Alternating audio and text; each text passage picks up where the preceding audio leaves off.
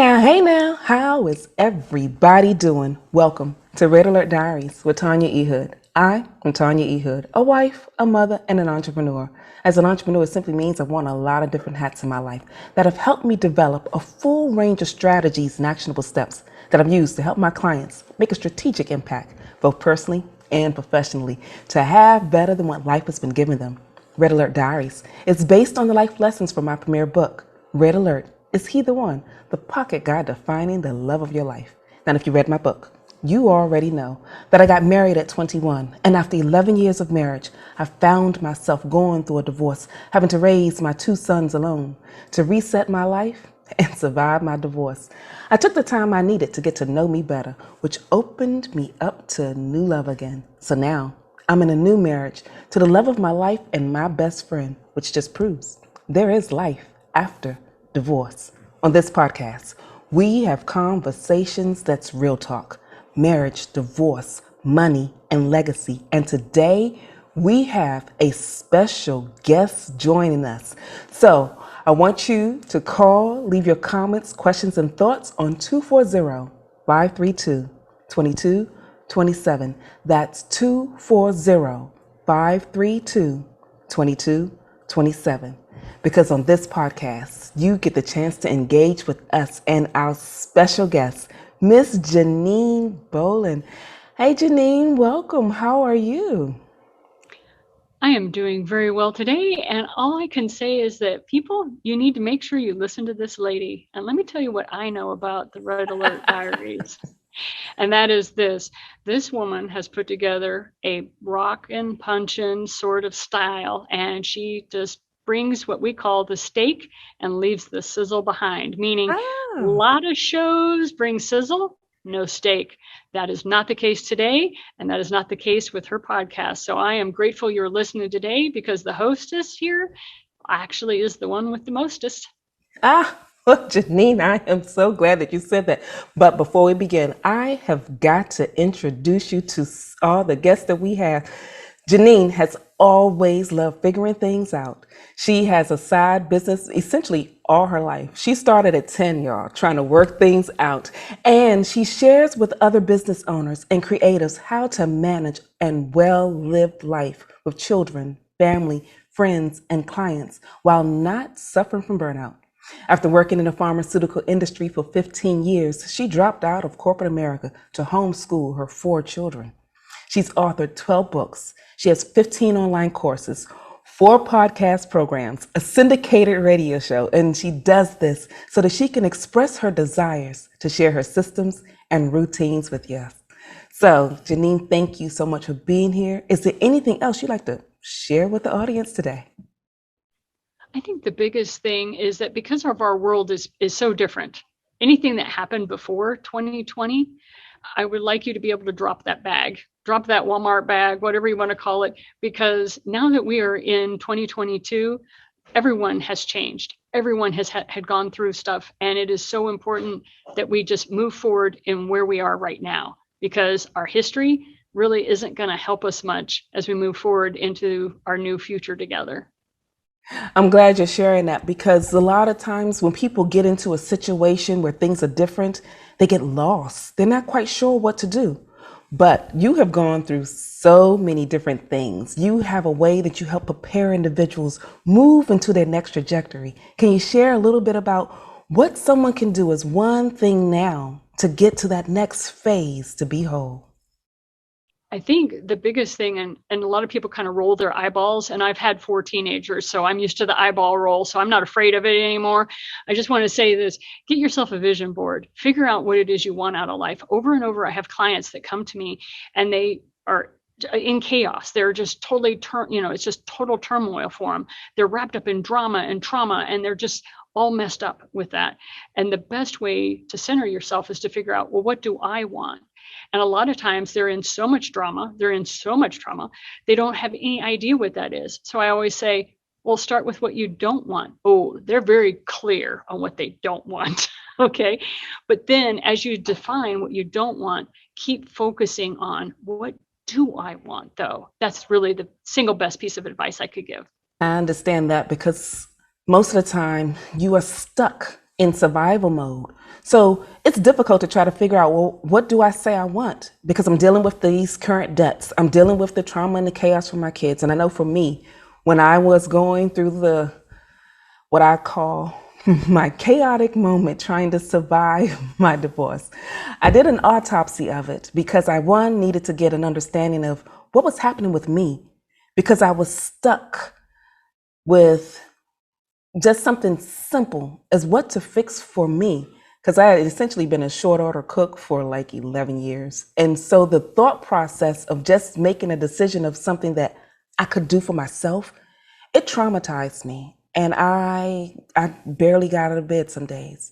When you have clients that are in that position and you want to give them an insight of how they can move through the process, what do you share?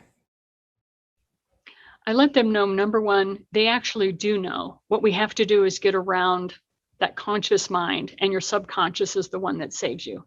And so the way you do that is by saying, okay, what do I need in this moment? And you may not have an answer for that. So I say, okay, the next question you ask yourself is, what will make me feel better now? And then you go do that. So for me, there are times where I was in that place because, like you, had the divorce, had the 4 kids, had to cross the continent, had to go across country. We're in Ohio. I moved my kids and I to Colorado. And there was times, like you said, you didn't feel like getting up in the morning. You just wanted to throw the covers over your head, but then you knew life would come find you anyway. So you might as well face it, right? Rather than let it find you, I'd rather stand and deliver. Okay. And so one of the things that helped me was I'd say, okay, what do I need to do to feel better now? And I'd hear literally in my head, go make a hot cup of cocoa. And I'd go make a hot cup of cocoa and then I'd drink it. What do I need to do now? And literally there were days, whole days where that was like step by step. And people are like, oh, you were just being mindful. And I thought, no, didn't feel that spiritual. It did not, in no way did I feel like I was being mindful and spiritual in any way. It was literal survival. I was literally having to go step by step. And if you know my thought processes and the way my brain works, I usually can keep anywhere from 8 to 12 plates in the air and spinning at the same time without breaking a sweat. I'm one of these people that's a very good project manager, and I can have multiple things happening at once, and it's no problem. To have to go from that high level, high performance to living, what do I do next? What do I do next? Was a total and complete mental shutdown. And I'm sure some psychologist out there or psychiatrist has a label for what I was going through. But literally, that was the only way I could get myself out of bed some days. And so that is what I would tell somebody who was in that kind of hot mess if they're in that state.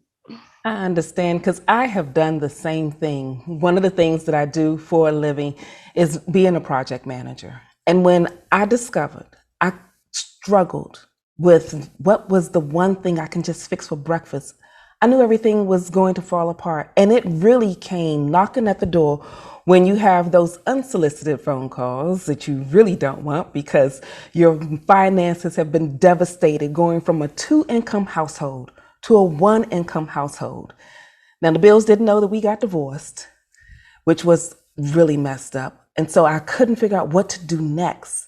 That part right there was something that I know that a lot of divorcees walk through, the financial heartache, because in this society, money kind of rules everything. So how, being a solopreneur, you have done so many things. How do you help people get that next part of knowing, yes, you're in a financial devastated moment right now, but there is a way out? Because when I share, I start with one element and I give them insight about how to rebuild their credit. How do you give them some insight about what to do with rebuilding their financial situation? Well, most people are going to laugh when I say this, and I don't care because you and I both know how powerful it is. It all starts with a spatula. And the way you can build your financial situation is with a spatula. And what you do is every time you empty a jar of peanut butter, jelly, mayonnaise, baking mix, whatever it is, you take that spatula and you scrape out the last little bits that are in there. Now, some people say that that is ridiculous. Well, I've done the math and I've saved my family $378.28 every year by using that spatula that cost me $1 at the Dollar Tree. Now I think there are more than $1, but you understand where I'm going with that, right? And so, but literally that spatula. The second step you can take that's a little bit more that actually deals with cash is when you have coins, put those coins into a jar on your cabinet or on your bedside table. And every time those coins, once a month, you take them to the bank and you deposit them and you figure out how you're going to pay your debt down with that. And I was able to take several $1,000s of debt and clear it because I was just taking my change in once a month and putting it in. Why? How could I do that? It's inconceivable. It's illogical. Well, it started with the coins. And then as I worked with the coins, then it started with subscription services that I didn't know were being charged to my credit card. And then it started, and it just slowly whittled away, and it was manageable. And I didn't have any goals. I wasn't saying every day I'm going to do something financial. It was literally, I was in survival mode, people. I was not able to think cognitively. I was literally, like I call, I was at the lizard brain just trying to stay alive, right? I was not thinking in my high functional, because like you're an electrical engineer, Tanya, you know how high level we can be, right? You've had the education, you've had the training. I was an analytical biochemist, for crying out loud. And I felt like I was busted down to where I was first grade and I was having to walk in that first grade mindset. And so that's why I'm giving these ridiculously simple, illogical steps, because that is what allows you to make the bigger choices. And that's why you kind of have that trauma and drama response, is because you're trying to go too high level too fast. And if you can't make a decision with that yet, then don't. That is so true. For those of us with that logical, analytical mind, you feel like you have to have it together. You feel like this is supposed to be a strategy because this is what we do. We plan, we analyze, we structure, we schedule, we meet goals. But in those moments, when you are at the epitome of chaotic breakdown, your brain doesn't work. It just does not work. So those small steps that you were just stating is a thing that I often share with my clients. Take one small step. It's the teeny things.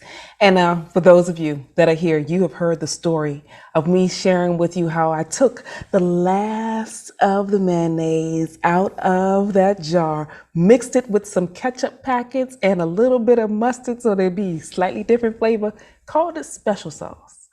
And that's what I end up feeding my kids that day when I was in my major financial breakdown, because it was just a little over $5 in my bank account. And I could not get it out because you needed 10 to get out of the ATM and I needed 5 to keep the account open.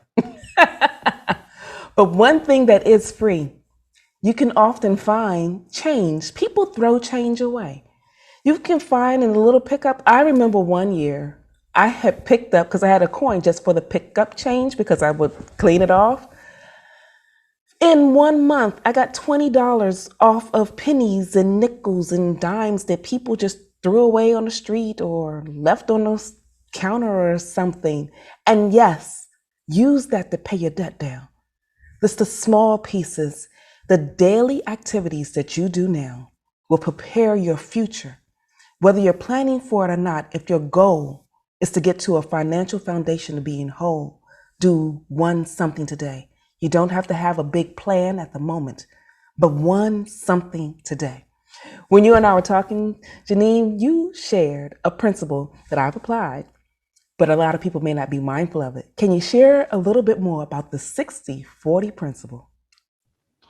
The 60-40 principle is something that came to me when I was desperately trying to figure out how am I going to educate a group of students that were very audio learners.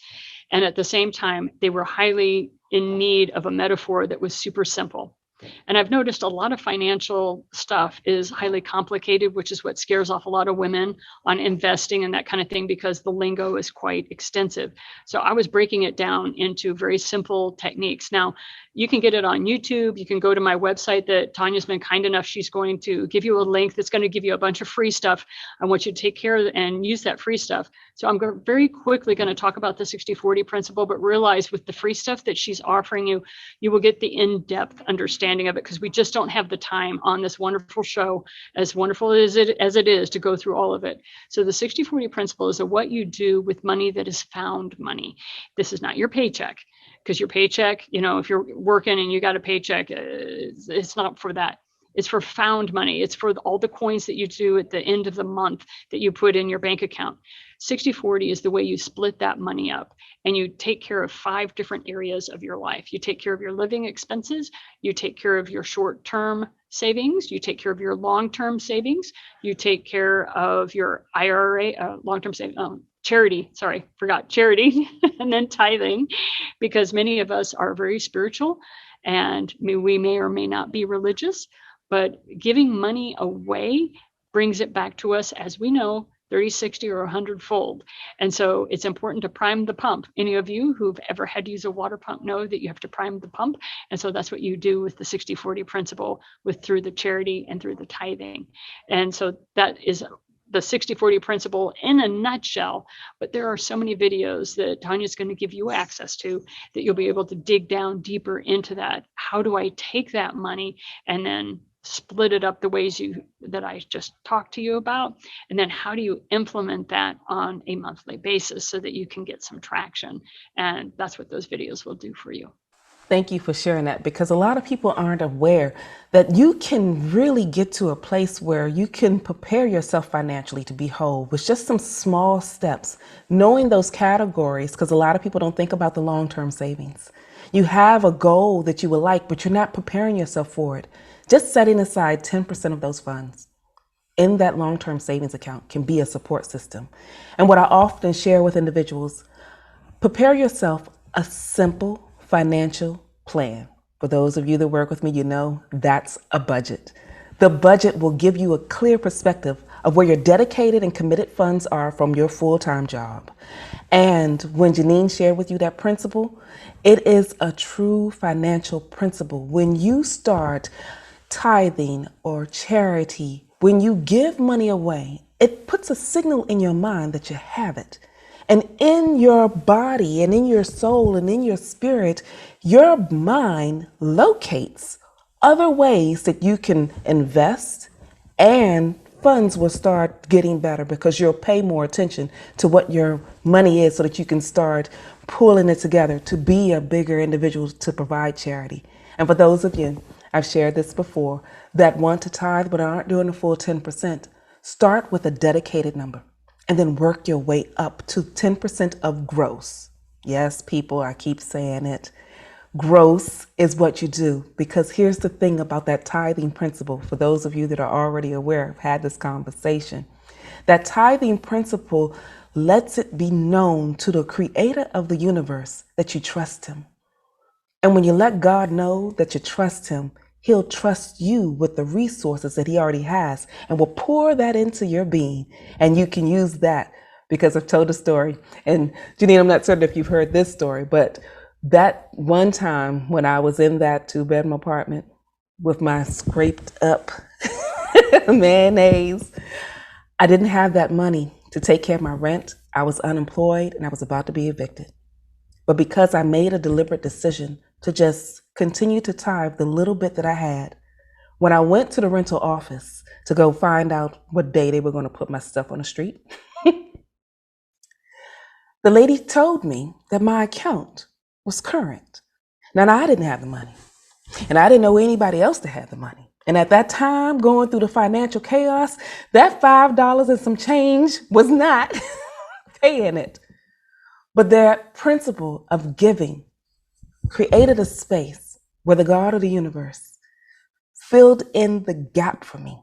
So when you pay attention and as a good resource manager, then resources will come your way to get you into a better financial position. So, side tangent, you know that this is part of my heart, but you also share a little bit more because you are also in the financial field with helping individuals along with several other things that you provide. Can you give us one more financial tip before we start wrapping up this show? I think the most important thing, and we said it at the top, and you'll forgive me for calling it back, but every good comedian does, right? And that callback is know what you want. I have seen people go into absolute bankruptcy because they didn't know what they wanted. They overspent, they became impulsive.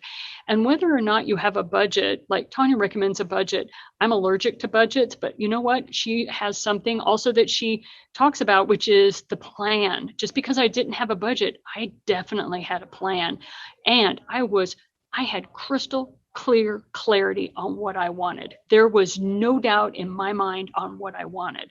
So because of those things, I think that's why the universe blessed me, was because I didn't have a budget necessarily, but I was crystal clear on what I wanted, and I was making sure I was a good steward of what I already had in my possession.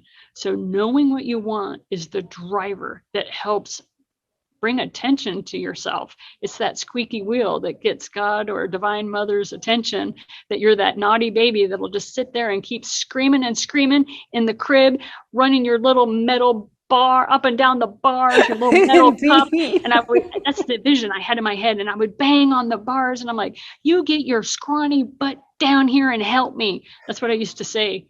Actually, I used a lot of language, but we're keeping this G. Yes, we are. Because part of what you went through the process of gaining insight in that, you created several courses. Can you give us a little more insight about the financial course that you have that will support our audience? Okay, Tanya is going to give you a link. And when you go to that link, it'll say, thank you for listening to me speak. There'll be a big red button. You're going to click on that button. It will give you a free book that you can download that explains the 60-40 principle in excruciatingly more detail than what we're able to cover in this short podcast. You'll also have access to an online course that happened during 2021. We had booked a hotel, we had opened up in our area of the country, and then it shut down. So my video crew had on masks, and I'm sitting way at the back of the room, and they were using a telephoto lens, but we video recorded that course. And we spent $1,800 to videotape and get that course made available to you. Please use that free course to get yourself in the right mindset. And don't forget, you keep listening to Tanya because she knows what she's talking about too. Because what's important is when you get your money together, when you get your life together, when you know what you want, that's when the love comes to you, isn't it, Tanya? Well, yes, it is. And I thank you so much for Janine. So, everyone, I'm going to make certain that you get the link to Janine's website, The Financial First Response. Please follow it, go there, and I'll make certain that I have it shown on the bottom of the screen so everyone can get the chance to see. Janine, thank you so much for how much you have poured into my audience. I thank you for how you empower individuals through the various things that you do to move into a better direction, to get themselves healthy and whole. Is there any one last thought that you would like to share with the audience before we close out today? I think the most important thing, whether you're male, you're female, single, married, doesn't matter. The most important thing is you are enough. A lot of our training makes us feel like we're not enough. I'm not doing enough. I'm not enough. I can't handle this, blah, blah, blah. And I just want you to realize that one of the things that attracted me to Tanya was she is someone that is saying the same message. She uses different words than I do, but she's right there. She's a sister of mine, soul sister, because we both believe in the same thing. We look at you, we see you, and we know you're enough. We see that divine being. Why? Because God doesn't make junk. You're not junk. You are enough. So, Janine, thank you so much. And for everyone listening today, if you don't remember anything else that has been shared today, here's the one thing we want you to know. You have within you the power to move into a direction that will get you to your next steps, even if you got to take baby steps to get there. Let it be known that you will be whole. And with that, for those of you that are looking to continue this conversation, join me on Clubhouse. We start at 7 p.m. Eastern Standard Time in the Winning and Wealth Club for the Red Alert Diaries session. And if you need to have more insight about strategies and actionable steps, you can always go to my website, tanyaehood.com. And there you can click on the Work With Me tab and see the various ways that we can support one another. Because at the end of the day, I want you whole, want you healthy, and you will get to your next level. In the meantime, this is Tanya E. Hood, walking in my purpose, and I want you to do the same.